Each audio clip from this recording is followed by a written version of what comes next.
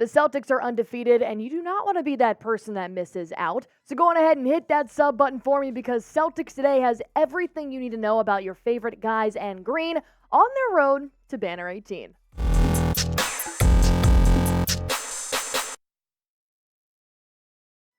Three games, 3 victories, and 3 thoughts. As the Boston Celtics have started their NBA regular season, of course, we're going to have a lot of positive takeaways because the Celtics are undefeated right now, but we also want to address some other things. Well, let's break it down.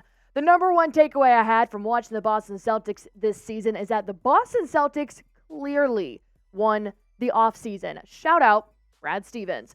I know the Celtics were very remorse in getting rid of Robert Williams, Grant Williams, Marcus Smart, and Malcolm Brogdon, but picking up Kristaps and picking up Jrue, they clearly elevate the C's to another playing level. I have not seen the Boston Celtics play the way that they are playing right now, and I think that is definitely with the help of Kristaps Porzingis and Jrue Holiday. I've loved watching Kristaps here, and it really seems like all of these players are meshing really well on the court and off the court.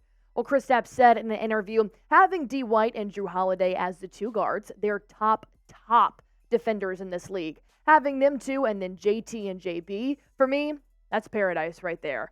I'm on the last line helping those guys, so I do what I can to help those guys, but they make my life pretty easy.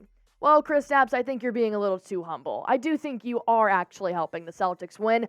You're averaging almost 21 points per game. He has almost 10 rebounds per game, and he's shooting 47% from the field, which is fine through the first 3 games.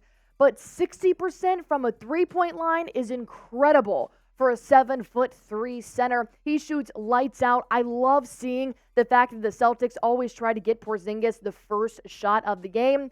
Porzingis is just so naturally good, it's honestly unfair watching him. When he has to go up against other 6'9", 7-foot centers, I'm like, oh, poor guys. So glad we have Porzingis.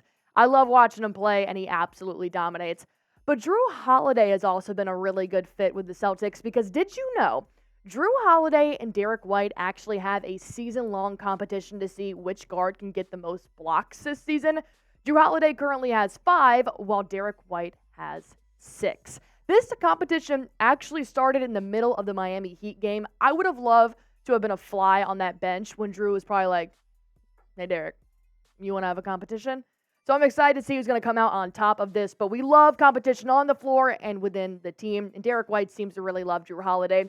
He said he does so many little things that don't show up on the stat sheet. It just helps us win games. So having a guy like that on our team where he probably doesn't see the ball for 10 minutes and won't complain will just do what he needs to do and make a big shot down the stretch. He's big time. Derek White, you are not a liar. 12.3 points, 6.3 rebounds, 4 assists, and shooting 50% from the field. You can't ask for a better guy on your team right now. And just like Derek White said, no, he's not the flashiest on the box score, but he really does help with his defense on the court. So overall, I think it was a great move by Brad Stevens to pick up Jrue and Kristaps. But do you guys think that getting rid of those 4 Celtics was worth getting Kristaps and Jrue? Type W for worth it. Type not NW for not worth it. While you're in that comment section, I want to tell you about today's sponsor. It is Prize Picks. They are the sponsor on Celtics Today. It's my favorite daily fantasy sports app. All you have to do if you guys want to play along is just pick between 2 to 6 players, their projected stats, and just click more or less. You don't have to think about their projected stats. Prize Picks does it for you. You can do anything between NBA, MLB, NFL, so many sports categories and so many players. Here are my picks for Wednesday night's basketball games. I do have Porzingis more than 19.5 points, Julius Randle more than 9.5 rebounds, and Steph Curry to have more than 5.5 assists. I'll let you guys know how I do, but I want to see your picks. All you have to do is go to prizepicks.com/CLNS. Use promo code CLNS for a first-time deposit match up to $100, and you can earn up to 25 times your money on any entry. JT for MVP.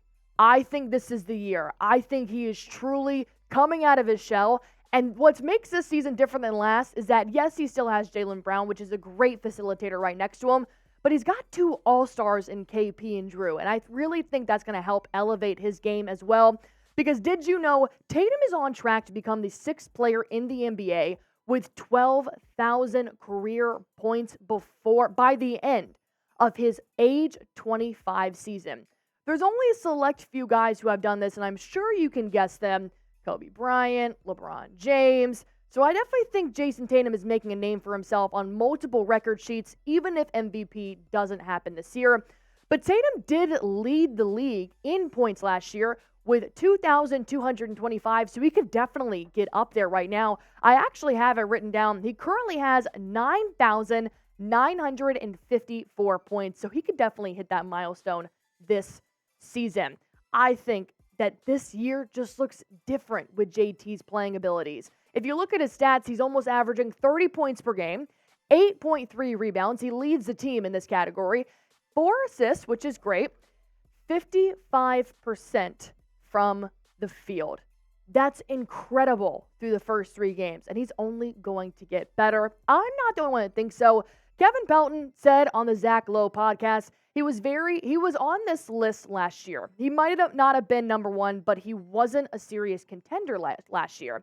I don't know if he can, in terms of box score stats, get as high as the Giannis, Embiid, and Jokic group, but if I was picking someone based on the betting lines, he would be my money.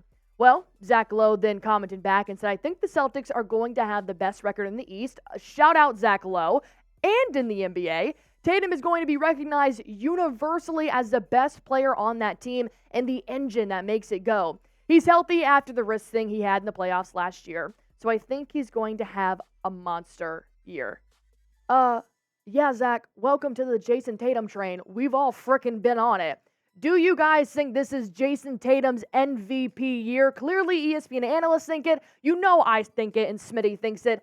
So go on ahead and type MVP if you guys believe, while I tell you about my third takeaway. You guys know I have talked about this before, but now the stats prove it. The Celtics have the worst bench in the league, but they do possibly have the top 6 players on one team. So I know Brad Stevens worked his magic in the offseason, but I don't think your work is done just yet, Mr. Stevens, because did you know the C's bench is the least productive in the league in scoring 15.3 points per game. The Celtics' next opponent is the Indiana Pacers. Their bench is leading the league in scoring with 50 points per game. Do you see the difference? Do you see what I am statistically getting at here? And now I want to reiterate, I do not associate Al Horford with the bench. I associate him with the starting 5, where he elected to be the 6th man off the bench. Big Al, this doesn't concern you. I'm talking about the younger guys who can't seem to dribble the basketball. I suspect Stevens will probably make some trades moving forward for some picks or anything like that to actually just at least get one familiar name to come off the bench, whether it be somebody like Andre Drummond or whether it be somebody like Austin Rivers, somebody that we can actually sit down and talk about without going, who? Because sometimes I've had that with our bench. Jordan Walsh didn't even get to make a name for himself. He already got assigned to the Maine Celtics. We didn't even get to see this man play yet, other than the preseason. Joe Mazzulla seems to have 3 bench players that he wants to play over and over and over again, which you know which 3 I'm talking about. And of course, it's not Svi Mykhailiuk or Lamar Stevens, even though the minute they came off the bench against the Wizards on Monday night, they popped off. Keith Smith noted it just like we did. Lamar Stevens making his Celtics debut and drops an immediate bucket. Payton Pritchard didn't do that. Svi Mykhailiuk also making his Celtics debut, and he picks up an assist on the next possession. Sam Hauser didn't do that. So why are they getting the minutes over these guys? Well, that's the question we all have, including Smitty and I, because we want players on the bench who can play.